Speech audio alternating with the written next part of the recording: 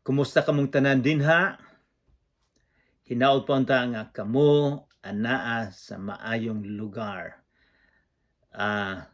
Hinaot pa unta nga ang Dios magauban kanunay kanato samtang kita magatuon sa iyang pulong. Ikaw ako magtuon sa pulong. Ako usab nagtuon kog husto para makashare sa pulong sa Ginoo. O magpasalamat lang ko sa tanan dinha sa BJMP Giholngan o BJMP Valley Hermoso nga na-facilitate ni nga kita nga makatuon sa pulong sa Ginoo.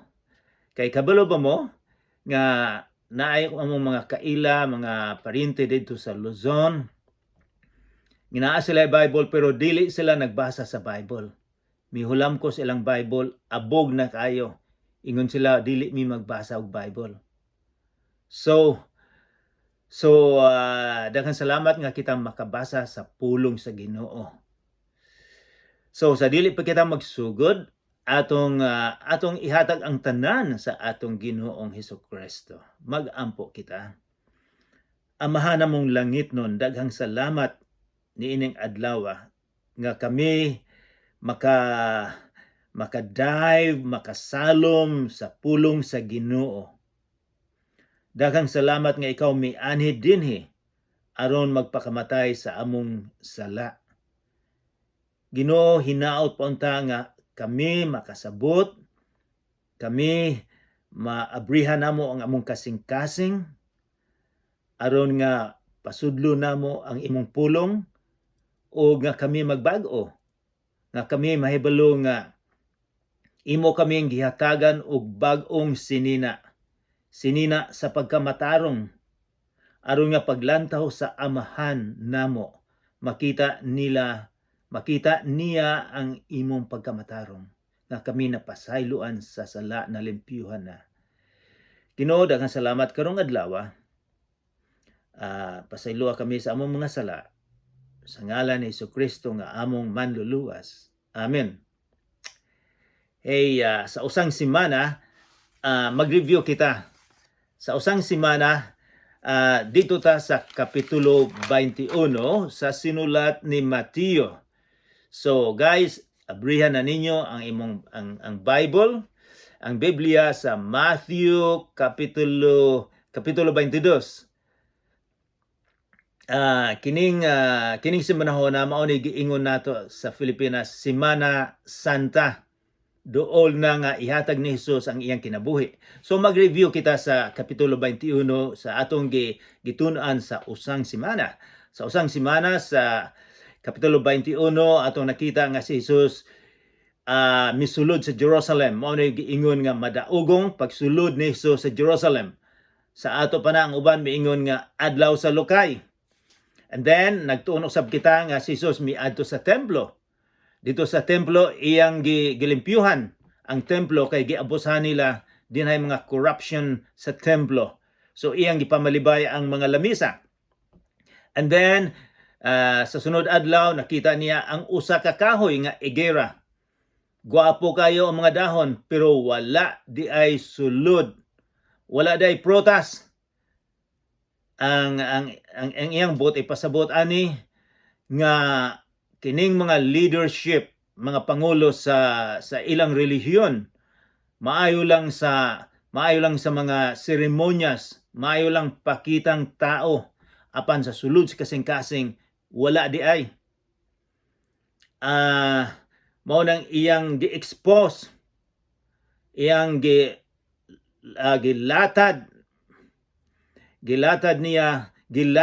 niya ang ilang mga gihimo. And then nagtuon usab kita nga sila kining mga pangulo, mga religious leaders gipangutana si Hesus, unsa may imong katungod nga imo maning gilimpyuhan ang templo? Unsa may imong katungod nga ikaw magsermon? Katawa na ni kay si Hesus ang gabuhat sa kalibutan, siya ang anak sa Ginoo, aduna siya otoridad. And then naghatag siya sambingay aron nga maigo, aron nga makamata ang mga religious leaders, ang mga pangulo nila. o sambingay nahibalo kita kung sa sambingay usa ka istorya nga yutan-on apan ang buot ipasabot langit nun, espirituhanon. So sambingay. And then usa sa sambingay, unang sambingay ni Jesus may tungod sa duha ka anak. Duha ka anak gisugo sa amahan nga moadto magtrabaho sa uma. Ang usa miingon nga no, apan gihimo niya. Ang usang anak miingon nga yes, motrabaho ko pero wala na himua. And then naghatag po siya usa ka sambingay. May tungod sa saop, ikaduha ng sambingay, sa saop nga ang iyang yuta, ang tag-iya iyang gipa rent, iyang gipagamit sa mga tenant, sa mga saop. Ang agreement nga pagkahuman sa harvest nga adunay income usab, adunay bahin ang tag-iya. Apan iyang gipadala ang iyang mga sulugoon, apan ang hinahitabo gipamatay ang sulugoon. Finally, iyang gipadala ang iyang anak, bugtong niyang anak iyang gipadala o gipatay usab. So makita nato ang simbolo, ang gihimo nga istorya ni Jesus. Ang iyang amahan gipadala siya dinhi apan gipatay siya sa mga relihiyoso. So karong adlaw, kapitulo 22, naghatag gyapon siya usa ka sambingay may tungod ni ining mga leadership, mga pangulo sa Israel nga sila ang mga pangulo, silang nagdala sa relihiyon sa pila ka milyon nga mga tao. So naimbitar na ba kamo og espesyal nga kasal, pananglitan ang kasal sa anak sa mayor, giimbita na ba mo nga nakaadto ka? Or anak sa gobernador, espesyal gyud ka, iya kang giimbitar nga moadto sa kasal sa iyang anak? Ako wala pa ko naimbitar og mga sikat nga mga tao, kay dili man ko sikat. So ang ilang imbitahon katulad po mga sikat, or pipila na katuig karon. Dinay sikat kayo nga kasal sa Europe, ang anak sa hari sa Inglaterra, si Prinsipe Charles o si Diana. Sa tibuok kalibutan dinhay mga 750 million ka mga tao ang galantaw sa television sa ilang kasal. So sikat kayo ang kasal nila. Unsa man siguro kung imbitahon kamo dinha sa Bisaya, nay usa o duha nga gusto nilang makaadto, magpadala pa gyud og jet plane para makaadto sa kasal. Dili ba kung naamoy mga plano, miingon kang ang tanang plano cancel na, kay naay special nga kasal nga akong adtuon, gipili ko. Dili ka moingon nga dili ko makaadto. So kabalo mo sa among sa mga duol na 50 ka tuig karon, sa kasal namo sa akong asawa diri sa Canada, among giimbitar 75 wala man mi kwarta, 75 ka mga bisita. And then amo nang gibayaran ang restaurant sa 75. Nahibalo ba mo nga sa adlaw sa kasal 50 lang ang miadto?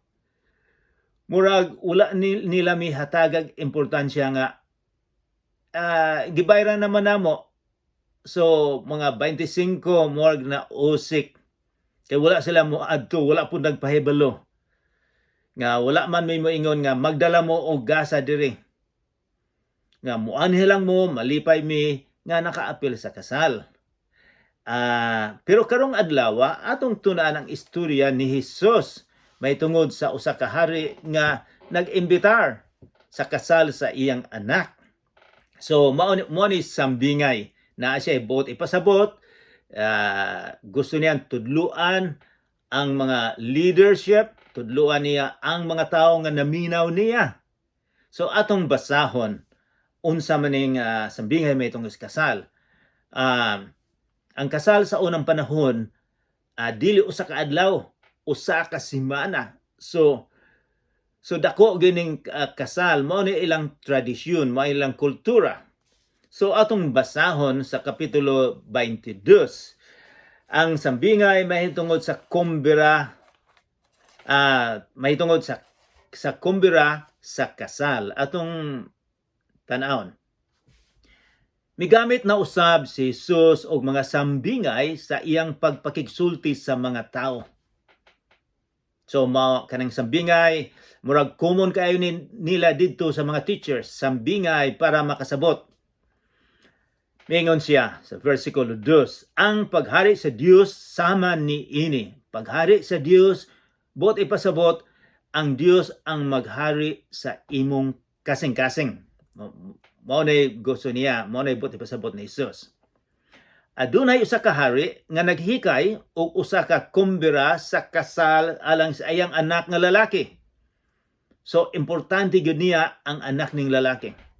Naghikay siya, gisugo niya ang iyang mga sulugoon aron pagpahibalo sa mga dinapit nga paadtuo na sila sa kumbira apan mibalibad ang mga dinapit. Mibalibad sila. Og busa nagsugo siya lain nga sulugoon o giingnan niya, sultihin ninyo ang mga dinapit nga andam na ang kumbira. So ikaduha na ni nga pagdapit, hey, dali na mo kay sa unang panahon, kaduha ka imbitahon. Ang unang imbitasyon mayon nga, hey, imbitado ka sa kasal, importante ka. Mao ni adlaw, apan dili nila isulti kung unsang orasa gyud kay hikayon pa man ang pagkaon. Apan sa adlaw ng kasal, paghuman naluto na ang tanan, sultian na ka nga, hey, ready na tanan. Okay nang muanhin na mo diri. Busa nagsugo siya sa verse 4, sulugon og giingnan niya, sultihin ninyo ang mga dinapit nga andam na ang kumbira. Giihaw na ang akong mga baka og ang mga pinatambok nga nati og nahikay na ang tanan. So wala sila himuon. Muana lang sila. Ang usa sa iyang panganin na kamo sa kumbira sa kasal, excited ang hari para nga malipayon ang kasal sa iyang anak. So importante ang anak, ang center of attraction ani mao ang anak nga ikasal nga lalaki. Apan wala magtagad ang dinapit. Hari ang naimbita. Pero wala sila magtagad. Ang mga dinapit, nagpadayon sila sa ilang mga buluhaton. Ang usa miadto sa iyang uma, ang usa sa iyang patigayon. Ang uban usab mibira sa mga sulugoon o gibunalan o gipatay nila. Wow, unsa maning mga dinapit nga gusto lang nga makaadto sa kasal paghuman ilang gipatay. At tungod niini, nasuko pag-ayo ang hari. Busa gipadala niya ang iyang mga sundalo o gipamatay katong mga nagpatay sa iyang mga sulugon o gisunog ang ilang syudad. Nasuko ang hari. Unya gitawag niya ang iyang mga sulugon o giingnan, andam na ang akong kumbira sa kasal, apan dili angay niini ang mga tawo nga akong gidapit. So sa paglantaw niya nga espesyal katong mga tawhana, pero karon mingon siya dili sila angay nga imbitahon. Busa pangadto kamo sa kadalanan og dapita sa kumbira ang tanan nga inyong matagbuan.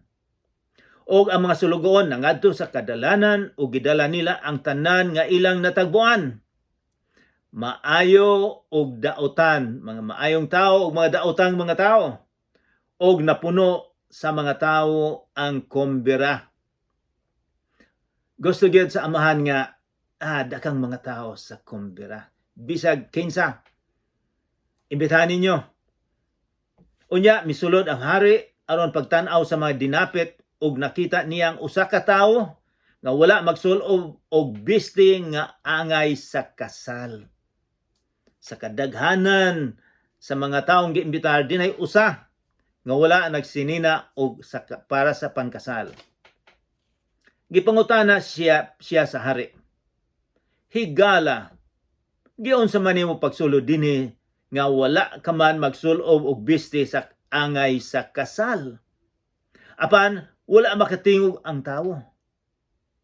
Unya miingon ang hari sa iyang mga sulugoon, gapusan ninyo ang iyang mga kamot og tiil, og ilabay siya ngadto sa kangit-ngit sa gawas. Didto maghilak siya og magkagot ang iyang mga ngipon. O gitapos ni Jesus ang sambingay sa pag-ingon, kay daghan ang gidapit, apan diutay ra ang gipili. So mga amigo, unsaon man nato ni pagtuon, paglantaw ni ining sambingay ni Jesus. So mangutana usab kita, simbolo. Dili nato tan-awon nga mauni nahitabo, apan naghatag siya simbolo aron nga masabtan. So unsa may simbolo? Kinsa maning hari nga nag-imbitar? Kung atong basahon ang Bible, kung tunaw nato, mao ang Ginoong Amahan ang nag-imbitar. Kinsa maning anak niya nga iyang gipadala, nga importante kaayo niya, nga center of attraction, ang atong Ginoong Hesukristo. So kinsa maning mga tao nga gipatay nila ang mga mensahero, kini sila mga picture ni sa mga leaders, mga pangulo sa Israel nga nasuko niya, nga gidumtan siya, nga kini mga tawo hana mga maayo lang sa guwa, pero sa labas, sa kasing-kasing di ay wala. And then so atong tan-awon ni dili lang nato ipalalom ni kay daghang kay pwede ning malalom nato, apan basta makasabot kita. So si Jesus migamit og sambingay. Daghang mga tawo nga naminaw og paghuman din atong mga leadership, mga Sadducees, mga Fariseo, mga leadership naminaw usab. So ang hari naghikay, nag-imbita. Exclusive gyud ang giimbita niya, mga Hudiyo lang ang giimbitar niya. Wala siya nag-imbitar og lain. Ang gusto niya nga muana lang gyud, wala sila dalhon. They are not going to earn anything, kundi ang ilang kaugalin dalhon nila dito sa kasal. Unsa man ning kasal nga giingon? Nahibalo ba mo kung tun-an nato ang Bible sa sa New Testament, sa bugna, adunay si Jesus, adunay dako kayong kasal. Mubalik siya dinhi sa kalibutan, adunay kasal si Jesus og ang iyang mga pinili, katong mga tawo nga migi-imbitar nila nga si Jesus ang hari sa ilang kasing-kasing. Mga sumusunod ni Jesus, munay dako kayong kumpira. Apan karon, so atong makita dinhi nga adunay dako kayong pasyensya ang hari. Ang una, wala dili gusto, apan gipasundan gihapon gyud nga ready na. Unsa may nahitabo sa mga messenger, sa mga mensahero, gipamatay nila. Wala ba mo nahibalo nga sa karaan nga tugon, ang mga tao nga nagsabwag sa maayong balita, mga propeta, gipamatay sa mga Hudiyo. O si Juan usab, ilang gipatay. Ang mga messenger ilang gipatay. And then karon unsa may reaction sa hari nga gusto niya nga sila makaadto sa kasal, makakaon, mag-enjoy, mag-celebrate tungod sa iyang bugtong nga anak. Apan unsa ilang gihimo, gipamatay. Mao nay gihimo nila. Og unsay gihimo sa hari, iyang gipadala ang iyang mga army og giguba, gipatay silang tanan. Nahibalo ba mo nga kining gisulti ni Hesus ni ining mga taga-Israel natuman AD 70, mga sobra sa 35 ka tuig ang Israel giguba, ang Jerusalem giguba sa mga Romano. Nasuko ang mga Romano sa ila, giguba silang tanan. Nawagtang sila, napadpad sila. Apan ang Ginoo aduna may plano gyud niya. Temporaryo lang to. Gibalik sila sa 1947. Ang country sa Israel namugna, mga tao sa Ginoo, og panalipdan niya ang mga Hudiyo, mga Israel. Bisag karon sa gubat karon, ang Ginoo panalipdan niya ang mga Israelinon. And then unsa may gihimo sa hari? Diya katong akong gipili, gi-reject nila ako.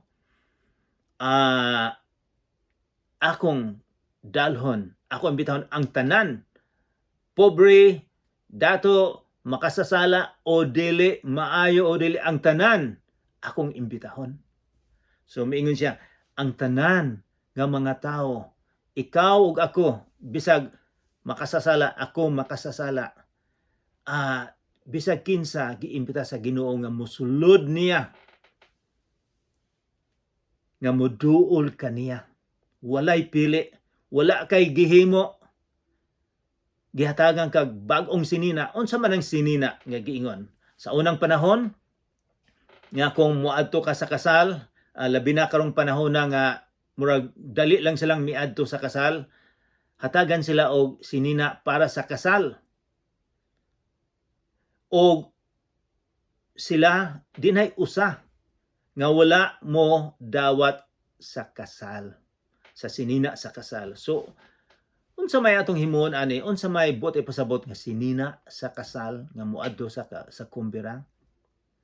Kung atong tun-an ang Biblia, kanang sinina sa kasal, kanang sinina, bisag si San Pablo miingon nga ang righteousness, ang pagkamatarong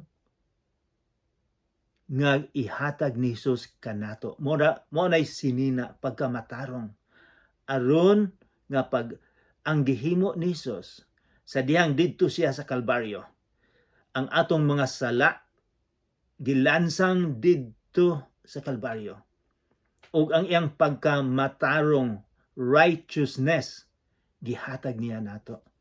Murag gisininaan kita sa iyang righteousness, aron nga paglantaw sa amahan, ang sinina, ang pagkamatarong, ang pagka-righteousness ni Jesus makita niya sa ato.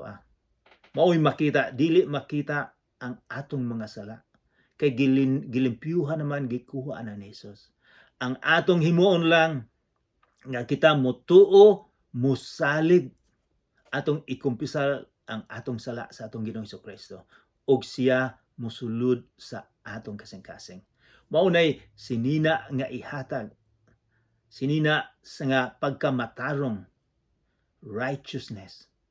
Panalitag na ay judge, miingon nga kamo matarong, wala na mo'y sala. Maunay pagkamatarong na wala na ang sala, matarong na. So maunay picture sa grasya sa Ginoo. Muduol kita sa Ginoo. Wala kitay dalhon, walay bagahe. Muduol lang taniya. Muduol taniya kay napreparar naman ang tanan. Ang tanan giprepare ni Jesus, iyan ang gihatag ang iyang kinabuhi dito sa Kalbaryo. Wala na tay himuon. Musalig lang taniya. Siyang gihimo. Kini daghang mga tawo nga dili mutuo. Pananglitan kadtong mga tawo nga gipili niya. Busy sila kaayo. Walay pagtagad sa imbitasyon. Mga tawo usab karon dinhi sa kalibutan, naibalo ko, daghang dili manumbaling dili importante nila ang pagtawag sa Ginoo. Kay busy sila, daghang mga rason. Mingon sila, successful na ko. Akong anak, mga doctor na, daghang nakahuman na, maayo ang akong trabaho. Ang sulo na ko, dolyar, daghang ko giyuta. Dili na nako gikinahanglan ang imbitasyon sa Ginoo.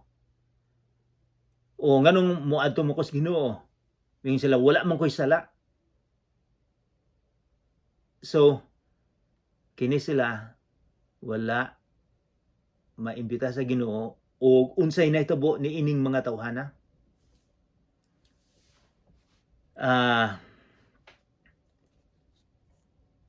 Ang nahitabo unya misulon hari sa 12 sa 13 unya miingon ang hari sa iyang mga sulugon, gapusan ninyo ang iyang kamot og tiil og ilabay ngadto sa kangitngit sa gawas.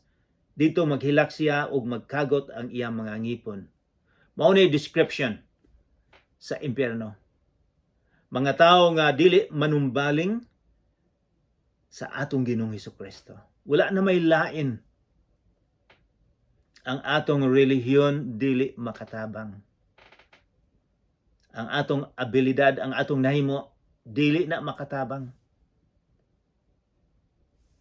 Ang makatabang lang nato mao ang gihimo ni Jesus dito sa Kalbaryo. O unsay nato sa tao, gibutang siya sa impyerno. So kini mga tawhana nag-decide gyud, naghimo og desisyon nga dili sila moadto ni Jesus kundi dili moadto sila sa impyerno.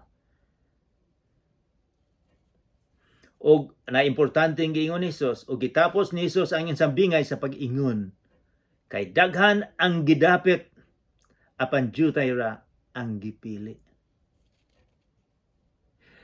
Adunay usa ka istorya nga dinhay mga tawo nga miadto sa langit. Didto sa gate, dinhay dako kayong signal, adunay letra. Kamong tanan giimbitar. At din nakasulod ng mga tao sa langit. Pagtalikod nila, nakakita sila litra usab miingon, kamo pinili. Sa pagsulod nila miingon ang sign, kamong tanan makasulod. Apan sa pagsulod na sa langit, paglingi makita nato nga miingon, kamo gipili. Versikulo 15, ang pangutana may tungod sa pagbayad sa buhis. So, lain na po ning sitwasyon. Ang mga Parisiyo nagtigom og nagsabot sa pagbitik kang Hesus pinaagi sa mga pangutana. Unya, gipadala nila ngadto kang Hesus ang pipila sa ilang mga tinun-an ug uban sa mga sakop sa pondok ni Herodes. Miingon sila, this is in verse 16, magtutudlo. Nasayod kami nga dili ka mamakak, nagtudlo ka sa matuod mahitungod sa kabubuton sa Dios alang sa tao. Dili ka manumbaling sa mga gihuna-huna sa mga tao, kay dili ka man magsapayan kung kinsa sila. So, ang unang introduction sa mga sinugo, murag ilang gibula ang atong Ginoo nga maayo ka magtutudlo, nasayod kami nga dili ka mamakak. Ilang gibula ang atong Ginoong Hesukristo. Ilang gidayeg, kunuhay, gidayeg, apan naa di sila laing motibo. So, pero kay bolo man ang Ginoo, kay Ginoo man si Jesus. Busas, miingon sila, verse 17. Busas, sulti kami kung unsa ang imong hunauna, unsa imong opinion. Supak ba sa atong balaod ang pagbayad og buhis ngadto sa emperador sa Roma o dili? Kay silang tanan gabayad og buhis sa Roma, nabug-atan sila husto. Kay bisag unsa buhisan sa Roma. Ang ilang pagkatao, ang lalaki, babae, buhis na sa usa ka tuig, usa ka denaryo. Ang ilang tanom, bisag unsang tanom, adunay buhis, nabug-atan sila, naggutom sila. So, gipangutan na si Jesus, magbayad ba ta sa Roma o dili? Apan si Jesus sa ilang daotang tuyo, busa miingon siya, mga tig pa kaaron ingnon. Nganong inyong manggayud akong sulayan? Verse 19, ipakita kanako ang kwarta nga ibayad sa buhis. Busa gipakita nila ang kwarta. Og nangutana siya kanila, kang kinsa mang nawong og ngalan ang ania dinhi. Gipakita niya ang kwarta. Busa sa iyang verse 21, miingon sila sa emperador. Mitubag sila. Busa si Jesus miingon kanila, kung mao kana ihatag ngadto sa emperador ang iya sa emperador, og ngadto sa Dios ang iya sa Dios. So ang atong Ginoong Hesukristo dili siya against sa government. Kay ang government gihatag na sa Ginoo. Naibalo ko na gobyerno nga corrupt kaayo. So sila mag-answer, magsagot sila sa Ginoo someday kini mga corrupt. Busa si Jesus mingon kanila, kung mao kana ihatag ngadto sa emperador ang iya sa emperador ug ngadto sa Dios ang iya sa Dios. So maghatag kita para sa Ginoo. Dili lang para sa gobyerno kundi sa Ginoo usab. Sa pagdungog niini sa versikulo 22, nahibulong sila pag-ayo ug unya mibiya sila kaniya og nang lakaw. Unsa may dili nato matapos ang kapitulo 22 ang kapitulo 22 naalang ta dinhi mahuman sa versikulo 22 sa sunod semana atong humanon magsugod kita sa sa versikulo 23. So unsa may atong makuha niini? Unsa may prinsipyo nga atong makuha nga gitudlo ni Hesus? Si Hesus wala siya nalipay sa mga relihiyosong mga tao nga maayo lang magpakitang tao, kunwari lang, apan sa sulod ay lain. Ang gusto niya nga tinuod gyud kita nga mosunod niya sa kinasing-kasing Dios, dili lang pakitang tao. So unsa may atong himuon ini? Sa atong nahibaw-an nga giimbita sa Ginoo, giimbita sa hari ang tanan. Wala na niya imbitaha ang mga Israelites ang mapinili niya, bisag kinsa na lang ikaw ug ako. Giimbitar niya nga mosunod ni Hesus. Kitang tanan makasasala. Kitang tanan kinahanglan og pagpasaylo. Unsa may inyong buhaton? Mosalig ba mo sa gisaad sa atong Ginoong Hesukristo? Nga ang iyang pagpakamatay dito sa Kalbaryo makapalimpyo nato, makapasaylo sa sala.